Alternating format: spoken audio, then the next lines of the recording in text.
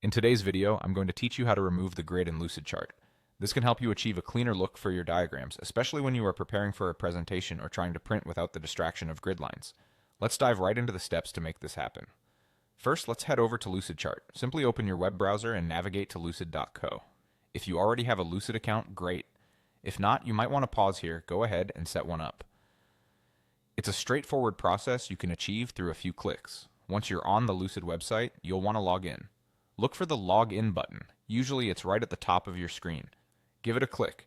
If you're using your Google account to sign in, you'll see an option to sign up with Google. Make sure to select this if that's your preferred method for logging in. This is a quick and secure way to access the platform.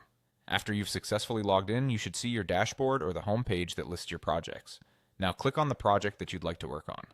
Opening your project is simple. Hover over the project and click on Open. Now with your project open, you might see a lot of details and tools around. For this task, we want to focus on removing grid lines. Up next, head over to the View tab. This is usually located towards the top of the interface. Click on it, which brings down a menu with various display options. Locate the option for Grid. This setting controls whether or not the grid lines are visible on your diagram workspace. Your next step is to find the Show Grid option within this menu. You'll see a check mark next to it if grid lines are currently visible.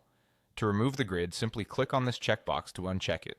And just like that, your workspace will become free of grid lines. There you have it. You now know how to remove the grid in Lucidchart, achieving a neat, distraction-free canvas for your workflow or presentation. Whether you need this clear space for aesthetics or to meet printing requirements, this simple change can make a significant difference. Feel free to revisit these steps if you need a refresher in the future. Thanks for watching and happy diagramming.